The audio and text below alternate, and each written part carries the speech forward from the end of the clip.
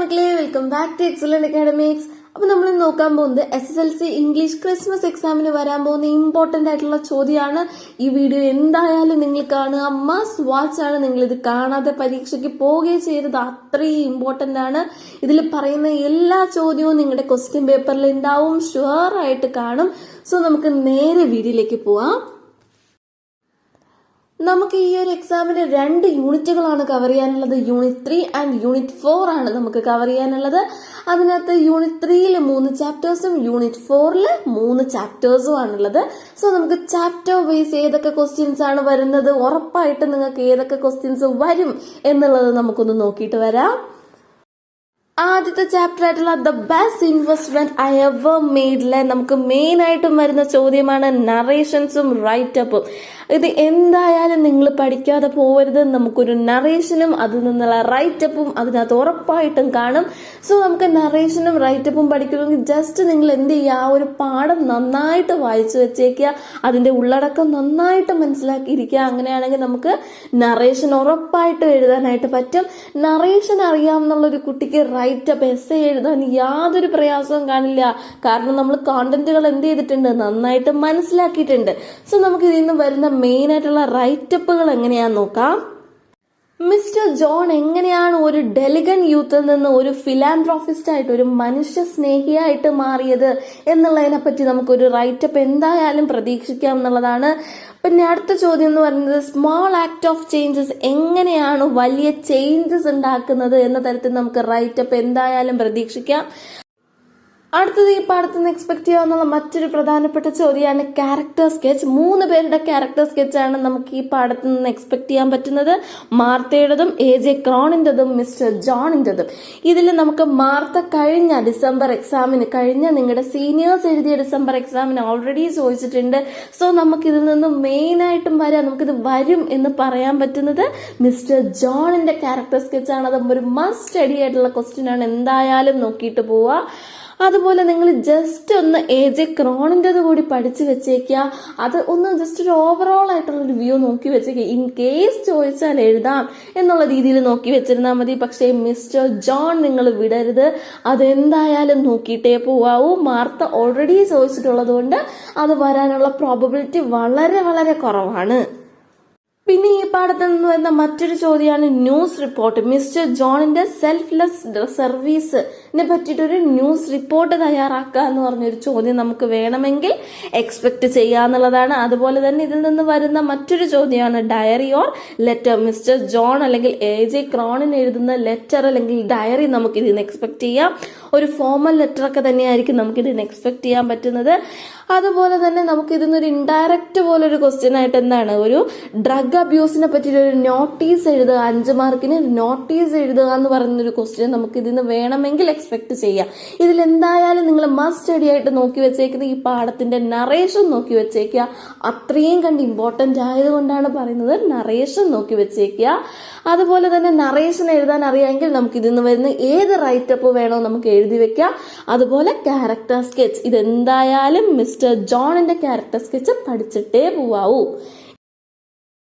നമ്മുടെ second chapter the ballad of father Gilligan ആണ്. ഇതൊരു പോയമാണ്.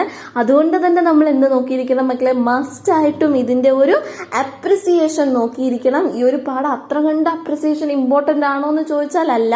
നമ്മുടെ മറ്റ് 2 പോയമാണ് നമുക്ക് ഇന്ന് ഈ യൂണിറ്റ് 2 യൂണിറ്റുകളിലായിട്ട് പഠിക്കാനുള്ളത്. അപ്പൊ അതിൽ ഒബ്വിയസ്ലി മറ്റ് പോയിട്രിന്ന് തന്നെയാണ് നിങ്ങൾക്ക് ക്വസ്റ്റ്യൻ വരാനുള്ള ചാൻസ് എങ്കിലും നമ്മൾ എന്ത് ചെയ്തിരിക്കണം, നമ്മളൊരു റിസ്ക് എടുക്കാനായിട്ട് നമ്മൾ പോണ്ട. നമ്മൾ ഇതിലുള്ള അപ്രിസിയേഷൻ എന്തായാലും നോക്കി വെച്ചേക്കുക. ആകെ കൂടി 2 അപ്രിസിയേഷനെ പഠിക്കാനുള്ളൂ. സോ നന്നായിട്ട് തന്നെ പഠിക്കുക, എഴുതി പഠിക്കുക. നമ്മൾ മറന്നു പോകാനുള്ള ചാൻസ് ഉണ്ട്. നമ്മൾ അത്രയും ഡീപ്പായിട്ട് തന്നെ അപ്രിസിയേഷൻസ് പഠിച്ചു വെച്ചിരിക്കുകയാണ് നമുക്ക് നല്ലത്. അതുപോലെ തന്നെ ഇതിന്റെ ഫിഗർ ഓഫ് സ്പീച്ച്, ഇതിൽ നിന്ന് വരുന്ന സിമിലീസ്, പെർസോണിഫിക്കേഷൻ ഒക്കെ നിങ്ങൾ എന്ത് ചെയ്യുക, ഇത്തരത്തിലുള്ള ഫിഗർ ഓഫ് സ്പീച്ച് ആണ് ഇതിൽ നിന്ന് മെയിൻ ആയിട്ടും ചോദിക്കാൻ ചാൻസ് ഉള്ള ചോദിക്കുന്ന ചോദ്യങ്ങൾ. അതുകൊണ്ട് നിങ്ങൾ എന്ത് ചെയ്യുക, ഇതിലുള്ള സിമിലീസ് പോലുള്ള ഫിഗർ ഓഫ് സ്പീച്ചുകൾ നോക്കി വെക്കുക. He died as merry as A bird എന്ന് പറയുന്നത് നമ്മുടെ ഇതിനകത്തുള്ള ഒരു സിമിലിക്ക് എക്സാമ്പിൾ ആണ്. അതുപോലെ തന്നെ and the stars began to peep, ഇതൊരു പേഴ്സോണിഫിക്കേഷൻ എക്സാമ്പിൾ ആണ്. സോ അത്തരത്തിലുള്ള കാര്യങ്ങൾ നിങ്ങൾ എന്ത് ചെയ്യുക, നോക്കി വെക്കുക. ഫിഗർ ഓഫ് സ്പീച്ച് എന്ന് പറയുന്നത് ഈ ഒരു ചാപ്റ്ററിൽ മാൻഡറ്ററി ആയിട്ട് നിങ്ങൾ പഠിക്കേണ്ട അത്ര കണ്ട് ഇമ്പോർട്ടൻ്റ് ആയിട്ടുള്ള ഒരു ക്വസ്റ്റ്യൻ തന്നെയാണ്. അതോടൊപ്പം എന്തും പഠിച്ചു വെച്ചേക്കുക, അപ്രിസിയേഷൻ പഠിച്ച് വെച്ചേക്കുക. അപ്പോൾ മക്കളെ, നമ്മുടെ മൂന്നാമത്തെ ചാപ്റ്റർ ആണ് danger of A single story. ഈ ഒരു ചാപ്റ്ററിൽ നിന്ന് നറേഷൻ, റൈറ്റ് അപ്പ് അല്ലെങ്കിൽ പാരഗ്രാഫോ ചോദിക്കാത്ത ഒരു ക്വസ്റ്റ്യൻ പേപ്പറും ഇന്നേ വരെ ഉണ്ടായിട്ടില്ല. അതുകൊണ്ട് തന്നെ നമ്മൾ എന്ത് ചെയ്യുക, ഈ ഒരു പാഠം അത്രയും ശ്രദ്ധിക്കണം, അത്രയും ഫോക്കസ് ചെയ്യേണ്ട ആവശ്യമുണ്ട്. സോ നമുക്ക് ഇതിനകത്ത് കുറച്ച് എലമെന്റുകൾ അറിഞ്ഞിരുന്നാൽ മതി. നമുക്ക് ഇതിൽ ചോദിക്കുന്ന കോൺവെർസേഷൻ ആയാലും ഡയറി ആയാലും ലെറ്റർ ആയാലും ഒക്കെ നമുക്ക് എന്ത് ചെയ്യാൻ പറ്റും, അറ്റൻഡ് ചെയ്യാൻ പറ്റും. നിങ്ങൾ കുറച്ച് കാര്യങ്ങൾ മാത്രം ഇതിനകത്ത് ശ്രദ്ധിച്ച് വെക്കുക. അടിച്ച് സിംഗിൾ സ്റ്റോറി അബൌട്ട് ബുക്സ് അല്ലെ, ബുക്സിനെ പറ്റി വായിച്ച സമയത്ത് അദ്ദേഹത്തിന് അടിച്ചിക്ക് കുറച്ച് എന്തുണ്ടായിരുന്നു, കുറെ കൺസെപ്ഷൻസ് ഒക്കെ ഉണ്ടായിരുന്നു ഈ ലിറ്ററസിനെ സംബന്ധിച്ചിടത്തോളം. അപ്പൊ ആ കാര്യങ്ങളൊക്കെ നിങ്ങൾ എന്ത് ചെയ്യുക, ഒന്ന് കഥ നന്നായിട്ട് വായിച്ചു വെക്കുക. അതുപോലെ തന്നെ അടിച്ച് സിംഗിൾ സ്റ്റോറി അബൌട്ട് ഫിത്ത്, അതുപോലെ തന്നെ American roommate about the African professor single story ഒക്കെ നിങ്ങൾ എന്ത് ചെയ്യുക, ഈ കുറച്ച് സെർട്ടൈൻ എലമെന്റുകൾ അല്ലെ ആ ഒരു പാഠത്തിനകത്തുണ്ട്, അത് നിങ്ങൾ നോക്കി വെക്കുക. അതുപോലെ നിങ്ങൾ നോക്കി വെക്കേണ്ട കാര്യമാണ് എന്താണ് സ്റ്റീരിയോ ടൈപ്സ്. ഈ പാഠത്തിന്റെ അവസാനം എൻഡിൽ പറയുന്ന കാര്യമാണ് സ്റ്റീരിയോ ടൈപ്പുകൾ എന്ന് വെച്ചാൽ എന്താണ് അല്ലെ. അപ്പൊ ഇത് നിങ്ങൾ എന്ത് ചെയ്യുക, ഈ ഒരു എലമെന്റും നിങ്ങൾ നോക്കി വെക്കുക. ഈ ഒരു കുറച്ച് കാര്യം നിങ്ങൾ നോക്കി വെച്ചിട്ടുണ്ട്, ഈ പാഠം നന്നായിട്ട് മനസ്സിലാക്കി വെച്ചിട്ടുണ്ട് എന്നുണ്ടെങ്കിൽ ഇതിൽ നിന്ന് എന്ത് ചോദിച്ചാലും നിങ്ങൾക്ക് എന്ത് ചെയ്യാൻ പറ്റും, ആൻസർ ചെയ്യാൻ പറ്റും. ഈ പാഠത്തിൽ നിന്ന് ഉറപ്പായിട്ട് നിങ്ങൾക്കൊരു ചോദ്യം കാണും. സോ ഈ പാഠം നിങ്ങൾ സ്കിപ്പ് ചെയ്യരുത്.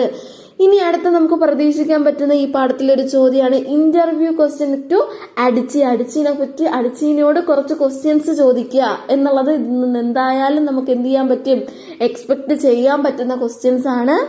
അതുകൊണ്ട് തന്നെ നിങ്ങൾ കുറച്ച് ക്വസ്റ്റ്യൻസ് എന്ത് ചെയ്ത് വെക്കുക, പഠിച്ചു വെക്കുക. ഒരു 5-6 ക്വസ്റ്റ്യൻസ് നിങ്ങൾ എന്ത് ചെയ്യുക, ഓൾറെഡി പ്രീ പ്ലാൻഡ് ആയിട്ട് പരീക്ഷയ്ക്ക് മുന്നേ തന്നെ എന്ത് ചെയ്ത് വെക്കുക, പഠിച്ചു വെച്ചിട്ട് പോയ ഈ ക്വസ്റ്റ്യൻ കാണുമ്പോൾ നമുക്ക് അതും എന്ത് ചെയ്യാൻ പറ്റും, അറ്റൻഡ് ചെയ്യാനായിട്ട് പറ്റും.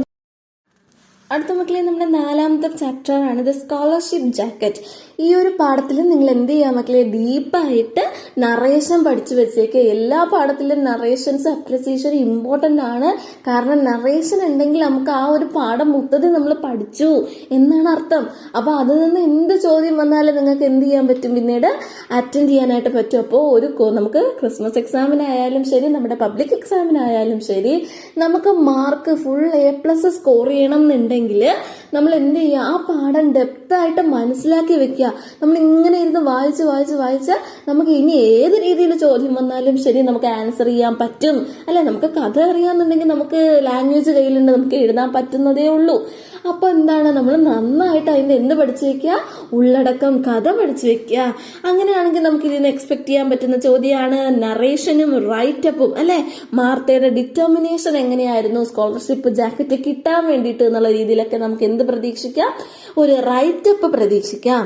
അതുപോലെ നമുക്ക് ഈ പാഠത്തിൽ നിന്ന് എക്സ്പെക്ട് ചെയ്യാൻ പറ്റുന്നതാണ് ക്യാരക്ടർ സ്കെച്ച്. ഇതിനകത്ത് മെയിൻ ആയിട്ടും നമ്മുടെ മാർത്തയുടെ ഗ്രാൻഡ് ഫാദറിന്റെയും ക്യാരക്ടർ സ്കെച്ച് ആണ് ചോദിച്ചു കണ്ടിട്ടുള്ളത്. അതിൽ ഇപ്രാവശ്യം നമ്മുടെ ഈ പരീക്ഷയ്ക്ക്, നമ്മുടെ ക്രിസ്മസ് എക്സാമിന് ചോദിക്കാൻ ചാൻസ് ഉള്ളത് ഏത് തന്നെയാണ്, തീർച്ചയായിട്ടും മാർത്തയുടെ ഗ്രാൻഡ് ഫാദറിന്റെ ക്യാരക്ടർ സ്കെച്ച് തന്നെയാണ്. സോ നിങ്ങൾ അത്രയും ഇമ്പോർട്ടൻസ് കൊടുത്ത് അത് എന്തായാലും എന്ത് ചെയ്യുക, പഠിച്ചിട്ട് പോവുക, തറവായിട്ട് തന്നെ പഠിച്ചിട്ട് പോവുക. പിന്നെ ജസ്റ്റ് ഒരു ഔട്ട്കം എന്നുള്ള രീതിയിൽ മാർത്തയുടെ ക്യാരക്ടർ സ്കെച്ച് നോക്കിയിരുന്നാൽ മതിയാവും. ഓക്കെ, അത് ഇമ്പോർട്ടന്റ് അല്ല എന്നുള്ളതല്ല, പക്ഷെ എന്താണ്, ഗ്രാൻഡ് ഫാദറിന്റെ ആണ് അത്രയും നമുക്ക് എന്ത് ചെയ്യുക, ഉറപ്പായിട്ടും ചോദിക്കും എന്ന് നമുക്ക് പറയാൻ പറ്റുന്നത് ഗ്രാൻഡ് ഫാദറിന്റെ ക്യാരക്ടർ സ്കെച്ച് തന്നെയാണ്. അടുത്തത് മാർത്തയുടെ ഡയറി വേണമെങ്കിൽ നമുക്ക് ചോദിക്കാം. 3 രീതിയിലാണ് മാർത്തയുടെ ഡയറി ചോദിക്കുന്നത്. ഒന്ന്, സ്കോളർഷിപ്പ് ജാക്കറ്റ് കിട്ടാൻ വേണ്ടിയിട്ട് മാർത്ത എടുത്ത എഫേർട്ട് എങ്ങനെയാണ് എന്നുള്ള രീതിയിൽ അവൾ സ്വന്തമായിട്ട് എഴുതുന്ന ഡയറി നമുക്ക് ചോദിക്കാം. അതുപോലെ ഗ്രാൻഡ് ഫാദർ മാർത്തയ്ക്ക് പൈസ കൊടുക്കില്ല എന്ന് പറഞ്ഞൊരു ഇൻസിഡന്റ് ഉണ്ടായിട്ടുണ്ടല്ലേ, അപ്പൊ അതിനെപ്പറ്റി നമുക്ക് വേണമെങ്കിൽ എന്ത് ചെയ്യാം, ഒരു ഡയറി ചോദിക്കാം.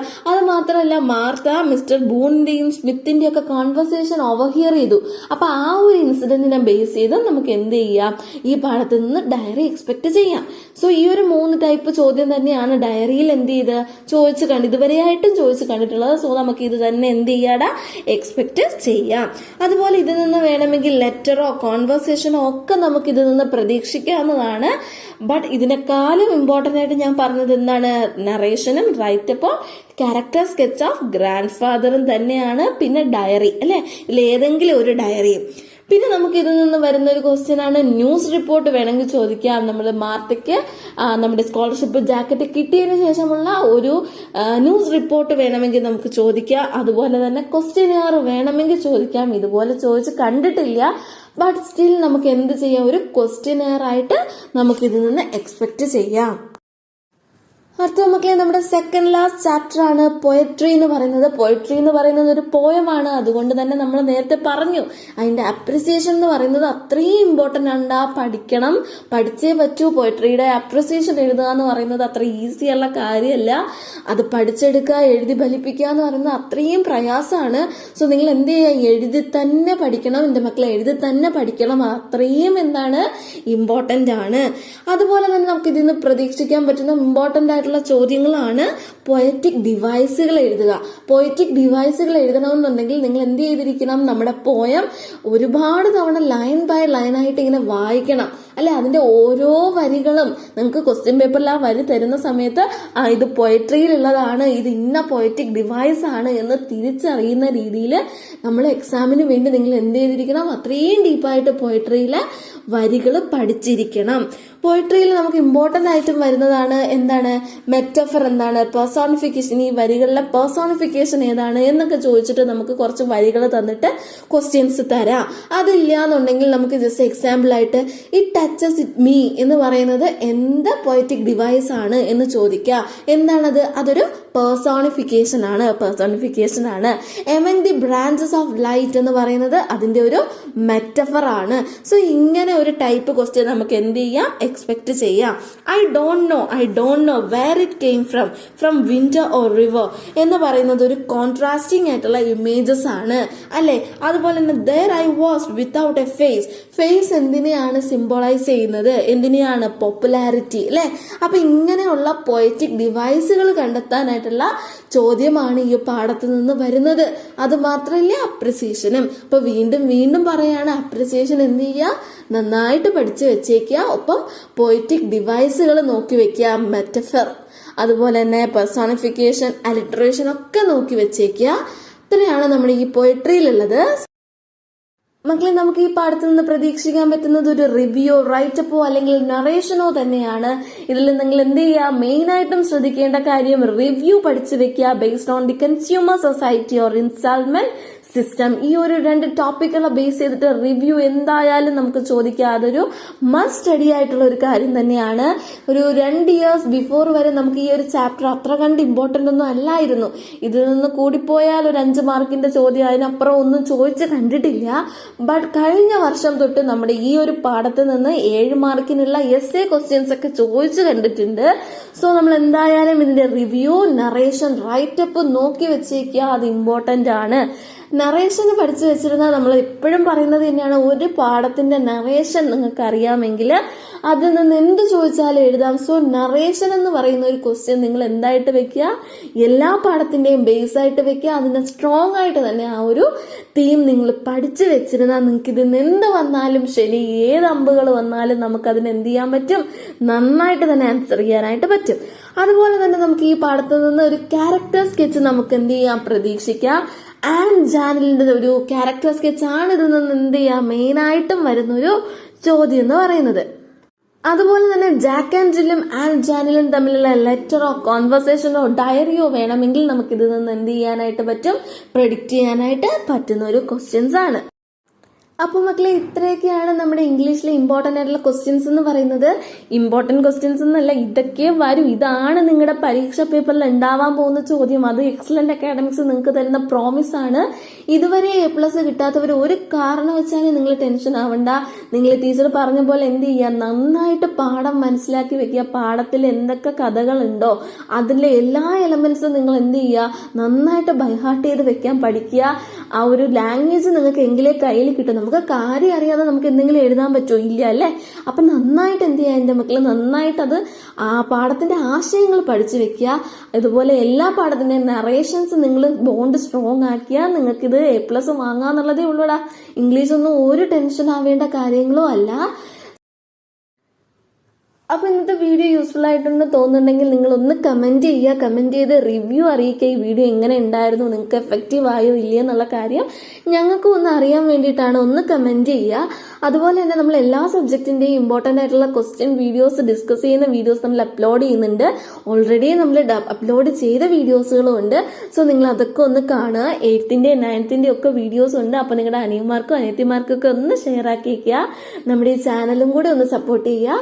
So do like, share and subscribe to our channel. Thank you.